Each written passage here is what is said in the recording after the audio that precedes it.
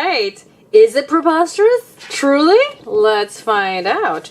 A rhinoceros, preposterous. Well, first off, I like the pictures already. Here we go. I don't think my parents understand about pets. I asked for pets, and I begged for pets, and I pestered for pets, until at last they gave in. And then what did they get me? Goldfish and guppies. I'd never choose pets like that. Not with a world full of wonderful animals. If I could pick my pets, I'd get a chimpanzee. A chimpanzee would be such good company. We could dress alike and go everywhere together. We could go roller skating, ride bikes together, climb any place we pleased. Maybe the chimpanzee would teach me to swing from tree to tree. I could even take him to school with me. Of course, they allow chimpanzees in school these days, don't they? If my teacher should say, sorry, no animals are allowed in school, I would say, this is no animal, this is my brother. I know it's a hard name to say, but if you figure it out, you'll see that is chimpanzee spelled backwards. Oh, of course it is. I don't know why I didn't immediately think of that.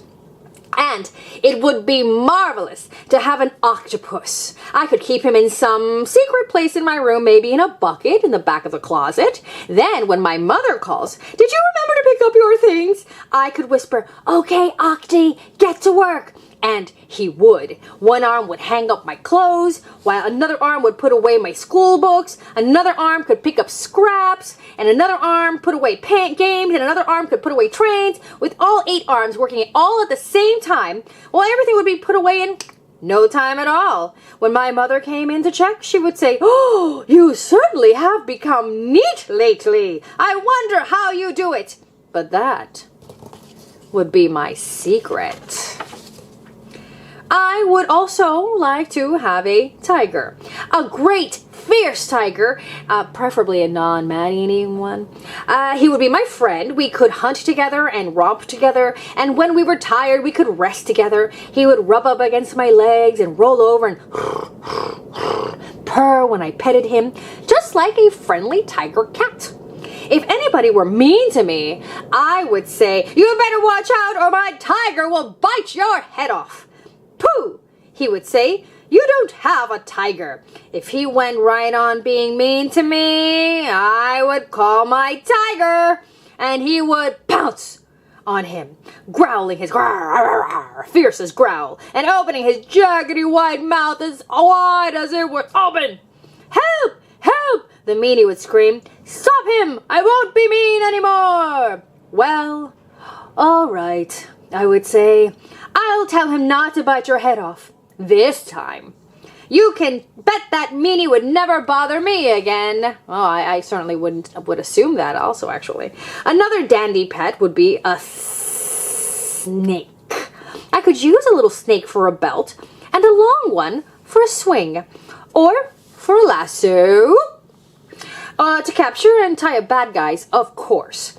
I could keep my snake coiled around the reel that my father uses for our garden hose. Won't Dad be surprised when he goes to unwind the hose and unwinds a snake instead? Don't you hate it when that happens? You think you're unwinding a hose and then I mustn't forget to get a giraffe. No other animal would be as helpful for high jobs. He could untangle my kite when it gets tangled in telephone wires, hand down balls that land on the roof, pick the biggest, reddest apples that always grow on the tops of trees where I can't reach them. My father should be glad to have a giraffe around the house, too. A giraffe could mend the roof, fix the television antenna, and put up the swing that Dad has been promising us. I would keep my giraffe in the fireplace, with his head poking out the chimney. A very practical giraffe solution. He could be a lookout and tell me what was happening for miles around. If there were a fire, my giraffe would spot it immediately. The firemen wouldn't need their nets or ladders. Woo! My giraffe could just rescue people from the burning house by letting them slide down his neck. Then everyone would cheer my giraffe. And me, of course. And then there are bears. So many sorts of bears. I might get a panda or a honey bear. And a polar bear would be awfully nice when it's icy. Or better still, I might get a grizzly bear. A great, gruff, growly grizzly. I would name him Teddy. Of course, that's the official name of all grizzly bears. And take him to bed with me. I'll bet nobody ever slept with a teddy bear like him before. Except unless, you're another bear. It would be elegant to have an elephant, a tremendous, ponderous, thunderous elephant. I would ride him all around the town, and a whole crowd of friends could ride with me. We could ride to school every day, to the supermarket to buy food for my mother. Oh, thank you, darling. Won't an elephant look strange parked in the parking lot? We would also ride right down the middle of Main Street of town. People would stop and say, "Look, there's that boy who owns an elephant." I would feel very proud. On hot days, the elephant would fan us with his floppy ears and spray us with water from his trunk. Now that sounds refreshing. And while he was at it, he could water the grass and the flowers too. Well, of course, multitasking it's called. In the winter, we would never have to shovel snow. Oh, my elephant could clear driveways and sidewalks faster than a snowplow.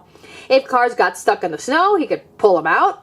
People would thank me, and maybe they would pay me. I might make a lot of money if I had an elephant. Oh, I like his entrepreneurial spirit. A whale would make a whale of a pet. Oh, this is getting a little bit extra challenging now. The biggest pet I could possibly get. Since I couldn't keep a whale at home, well, at least he's being practical, I'd hire a pier in the harbor where the ocean liners dock. Very practical solution. People would stare at my whale in amazement and wonder, "Oh, is this some new kind of boat?" I would climb on my whale's back, fasten a special harness to keep me from slipping off, and across the harbor we would go to seek an adventure at sea. We would dodge barges and tugs and freighters and ferries. Watch out for a collision! I don't think a whale understands boat warning signals. Oh, you probably have to teach them that. I mean, I don't think they come trained in boat warning signals. Perhaps I'd get a porpoise instead. Good choice. I prefer the porpoise myself. A porpoise would be a perfect pet. He could, yes, that was porpoise talk. He could teach me porpoise talk, and I'd be the only person who could talk to porpoises. Then I could go to porpoise school and learn what to do, like porpoises. Learn to do what porpoises do. That's what I mean to say. What splendid splashy lessons we would have. We could practice leaping waves, rolling over in the water. We can gliding and sliding and deep sea diving. I could dive way down to the bottom of the ocean and hunt for buried treasure. Arr. Perhaps my porpoise and I could join a water show. Why not? He would have a microphone and be the announcer, and I would do the tricks. But, I don't think I'd like fetching raw fish. Well, maybe you guys should trade places? Oh, I don't know. Just a thought. Whatever, you can be untraditional. Just think what I could do with a kangaroo. Oh, I guess we've moved on from the porpoise now. Her pocket would be a perfect hiding place for my special treasures. And if I had to mind my baby sister, yep, my kangaroo could be her sitter and carry her around like a papoose. I could even get a newspaper route. If I owned a roomy pouched kangaroo, I could pack the papers into her pouch and she could just hop over anything or anyone. 100 high hops and the job would be done. With the kangaroo, I could win the prize for being the fastest paper boy in town. Sure, that fish is not going to do anything for him. If I had a crocodile, I would keep it in the bathtub. Then nobody would ever take a bath. Absolutely, he's right about that. Except on Sundays. On Sundays, I would put a collar on my crocodile, very stylish one at that, and snap on his leash, and my friends could take him for a swim in the creek. Oh, well, that's very considerate. He would be the most polite crocodile alive. And by polite, I suppose that means he wouldn't eat him or his friends. But the bigger boys would not know that. Oh! They would scurry away screeching. Then my friends and I could play in peace. If only I had a crocodile. Perhaps I'd get a hippopotamus too, now that we're focusing on water animals. What would I do with a sleepy old hippopotamus? I know. If I had a hippopotamus, I'd trade it for a rhinoceros. A rough, tough, ugly rhinoceros with a thick hooked horn on his nose. He could guard our house. A watch rhino would be much better than a watch dog. If any robbers tried to rob our house, my rhino would charge like an armor-plated bulldozer. He would chase those crooks. Oh, rhinoceros! And probably hook them by the seat of their pants. He could hold them hanging and dangling and hollering for help until, put your hands up, the police came. I'd asked my father to build a kennel in the yard for a rhinoceros, but I know what Dad would say. A kennel for what? A rhinoceros? Preposterous! If you don't like goldfish and guppies, then choose some other pets. But please, pick plain, ordinary, everyday animals. But I like preposterous pets best. But I like ordinary animals too, so I'd settle for some dogs and puppies and cats and kittens, a frog, a horse, of course, and perhaps a pony and rabbits and hamsters. Oh, and guinea pigs, monkeys, pigeons, parakeets, a parrot, a donkey, and some ducks. But if my parents think that's too much, I'd be glad to have even one small pup. At least a pup is really a pet. Not those guppies. And the end. A rhinoceros? Preposterous! Hey, can we get a pet rhino? Yeah. Or a pet porpoise? I speak porpoise.